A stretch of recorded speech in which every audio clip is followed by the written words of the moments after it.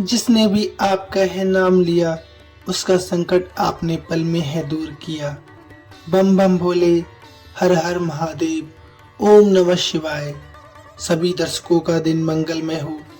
आज 21 अगस्त 2025 मासिक शिवरात्रि के व्रत रखने वाले प्रत्येक व्यक्ति को मासिक शिवरात्रि की संपूर्ण कथा का अनुसरण अवश्य करना चाहिए, क्योंकि महादेव की स्तुति करने मात्र से ही प्रत्येक भक्त का उद्धार हो जाता है, मनोवांछित फल की प्राप्ति होती है, साथ ही जीवन उपरांत भी मोक्ष की प्राप्ति होती है। तो ऐसी दिव्य और अलौकिक कथा का स्मरण करने के लिए भक्तों, आप इस वीडियो में रहिए। आप यदि हमारे चैनल पर नए हैं तो वीडियो को लाइक शेयर अवश्य करें, साथ ही चैनल सब्सक्राइब करें। आपका बहुत धन्यवाद होगा। आइए भक्तों, शुरू करते हैं। प्राचीन समय में चित्रभानु नामक एक शिकारी था। वह रोज जंगल में जाकर शिकार किया करता था। ऐसे में वह अपने परिवार का पालन पोषण किया करता था। चित्रभानु उसी नगर में रहता था जिस नगर से एक साहूकार से उसने कर्ज लिया था और आर्थिक तंगी के कारण वह कर्ज नहीं चुका पाया था। एक दिन साहूकार ने गुस्से में आकर चित्रभानु को शिव मठ में बंदी बना लिया। संयोग से उसी दिन मासिक शिवरात्रि थी। मासिक शिवरात्रि के कारण शिव मंदिर में भजन और कीर्तन हो रहे थे, जिसका बंदी शिकारी चित्रभानु ने पूरी रात आनंद लिया। अगली सुबह साहूकार ने शिकारी को अपने पास बुलाया और कर्ज चुकाने के लिए कहा, जिसके बाद शिकारी चित्रभानु ने कहा, सेठ जी, मैं कल तक आपका पूरा कर्ज चुका दूंगा। शिकारी के वचन को सुनकर सेठ जी ने उसे छोड़ दिया। सेठ से आजाद होकर शिकारी शिकार के लिए जंगल में गया, किंतु पूरी रात बंदी गृह में भूखा प्यासा होने के कारण वह थक गया था और शिकार की खोज में जंगल में बहुत दूर आ चुका था, जहां से उसे लौटने में सूर्यास्त होने लगा था। जिसके बाद उसने सोचा, क्यों न रात जंगल में ही बितानी पड़े। ऊपर से कोई शिकार भी नहीं मिला था जिसे बेचकर वह सेठ जी का कर्ज चुका सकी। ये सोचते सोचते वह एक तालाब के पास पहुंच गया।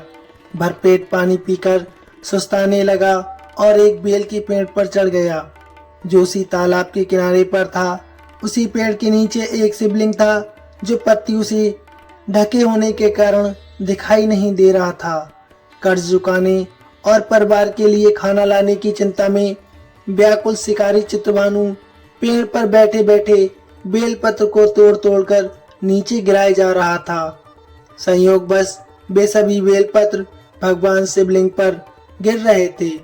शिकारी चित्रभानु रात्रि से लेकर पूरे दिन भूखा प्यासा था, जिसके कारण उसका मासिक शिवरात्रि व्रत पूर्ण हो गया।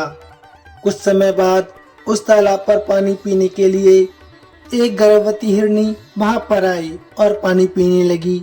हिरनी को देखकर शिकारी चित्रभानु ने अपने धनुष पर तीर चढ़ा लिया और छोड़ने लगा।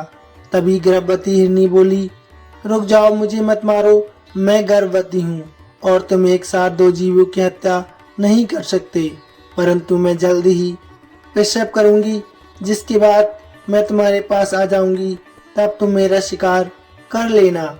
उस हिरनी की बातों को सुनकर चित्रभानु ने अपने धनुष को नीचे कर लिया और हिरनी वहां से चली गई।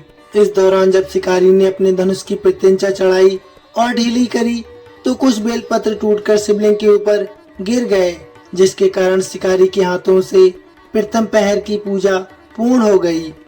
कुछ समय बाद दूसरी हिरनी झाड़ियों से निकली, जिसे देखकर शिकारी के खुशी का ठिकाना ही नहीं रहा।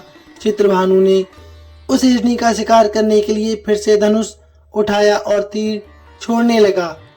तभी हिरनी बोली, हे शिकारी, आप मुझे मत मारो, मैं अभी ऋतु से निकली हूँ और अपने पति से बिछड़ गई हूँ। उसी को ढूंढती हुई मैं यहाँ तक आ पहुँची हूँ। मैं अपने पति से भेंट कर लूँ, उसके बाद तुम मेरा शिकार कर लेना। यह कहकर वह हिरनी वहां से चली गई। इस दौरान शिकारी चित्रभानु 2 बार अपना शिकार खो दिया था, जिसके कारण वह बहुत चिंता में पड़ गया। उसे सेठ जी का ऋण चुकाने की भी चिंता हो रही थी। जब शिकारी ने दूसरी बार हिरनी का शिकार करने के लिए धनुष पर प्रत्यंचा चढ़ाई तो फिर से कुछ बेलपत्र धनुष के टकराने के कारण टूटकर शिवलिंग के ऊपर गिर गए।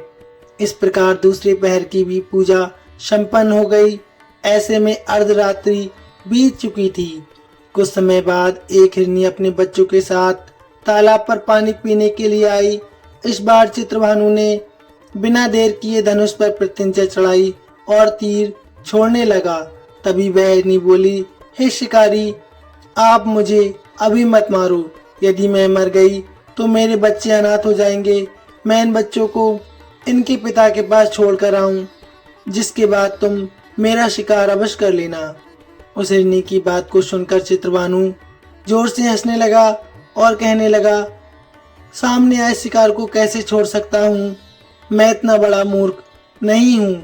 2 बार मैंने अपना शिकार खो दिया है, अब तीसरी बार नहीं खोना चाहता हूँ। शिकारी की बात सुन हिरनी बोली, हे शिकारी, जिस प्रकार तुम्हें अपने बच्चों की चिंता सता रही है, उसी प्रकार मुझे अपने बच्चों की भी चिंता हो रही है। मैंने इनके पिता के पास छोड़कर वापस अवश्य आ जाऊंगी, जिसके बाद तुम मेरा शिकार कर लेना। मेरा विश्वास करो। हिरनी की बात सुनकर शिकारी को दया आ गई और उसे जाने दिया। इसी प्रकार शिकारी के हाथों से तीसरे पहर की पूजा भी हो गई। कुछ समय बाद एक मृग वहां पर आया। उसे देखकर चित्रभानु ने फिर से अपना तीर धनुष उठाया और शिकार की ओर छोड़ने लगा। तभी मृग ने बड़ी विनम्रता के साथ बोला, हे शिकारी, यदि तुमने मेरे तीनों पत्नियों और छोटे बच्चों को मार दिया है तो मुझे भी मार दो, क्योंकि उनके बिना मेरा इस दुनिया में कोई नहीं है। यदि तुमने उनको नहीं मारा है तो मुझे भी जाने दो, क्योंकि मैं उन तीनों हिरनियों का पति हूँ और वो मेरी ही तलाश कर रही हैं। यदि मैं उन्हें नहीं मिला तो वे सभी मर जाएंगे। मैं उन सभी से मिलने के बाद तुम्हारे पास आ जाऊंगा, जिसके बाद तुम मेरा शिकार कर सकते हो। उस मृग की बात सुनकर शिकारी को पूरी रात का घटना चक्र समझ आ गया। मृग ने शिकारी को कहा, मेरी तीनों पत्नियां जिस प्रकार प्रण करके गई हैं, उसी प्रकार वो वापस आ जाएंगी, क्योंकि वह तीनों अपने वचन की बहुत पक्की है। और यदि मेरी मृत्यु हो गई तो वह तीनों अपने धर्म का पालन नहीं कर पाएंगी। मैं अपने पूरे परिवार के साथ शीघ्र ही तुम्हारे सामने आ जाऊंगा। कृपा करके मुझे अभी जाने दो। शिकारी चित्रभानु ने उस मृग को भी जाने दिया और इस प्रकार बार बार धनुष उठाने और नीचे रखने में बेलपत्र गिरने के कारण अनजाने में उस शिकारी से भगवान शिव जी की पूजा संपन्न हो गई, जिसके बाद शिकारी का हृदय बिल्कुल बदल गया और उसके मन में भक्ति की भावना उत्पन्न हो गई। कुछ समय बाद मृग अपने पूरे परिवार अर्थात तीनों हिरनी और बच्चों के साथ उसी शिकारी के पास आ गया और कहा, अब अपनी प्रतिज्ञा अनुसार यहाँ हम आ गए हैं। हे शिकारी, अब आप हमारा शिकार कर सकते हैं। जंगल के पशुओं की सच्ची भावना को देखकर शिकारी चित्रभानु का हृदय पूरी तरह पिघल गया और उसी दिन से उसने शिकार करना छोड़ दिया। अगले दिन वह नगर लौटा और किसी और से उधार लेकर सेठ जी का ऋण उसने चुका दिया और स्वयं मेहनत मजदूरी करने लगा। जब शिकारी चित्रभानु की मृत्यु हुई तो उसे यमदूत लेने आए, किंतु शिवदूतों ने उसे भगा दिया और उसे शिवलोक ले गए। इस प्रकार उस शिकारी को मोक्ष की प्राप्ति जाने अनजाने में किए गए व्रत से हो गई। तो भक्तों, यदि हम सच्ची निष्ठा और सच्ची भावना से मासिक शिवरात्रि का व्रत करेंगे और कथा का स्मरण करेंगे तो हमारे समस्त पापों का नाश होगा। मरणोपरांत हमें भी मोक्ष की प्राप्ति होगी। तो भक्तों, प्रेम से बोलिए हर हर महादेव। वीडियो कैसी लगी प्लीज़ कमेंट में अवश्य बताइए। साथ ही कमेंट में लिखिए हर हर महादेव। धन्यवाद भक्तों।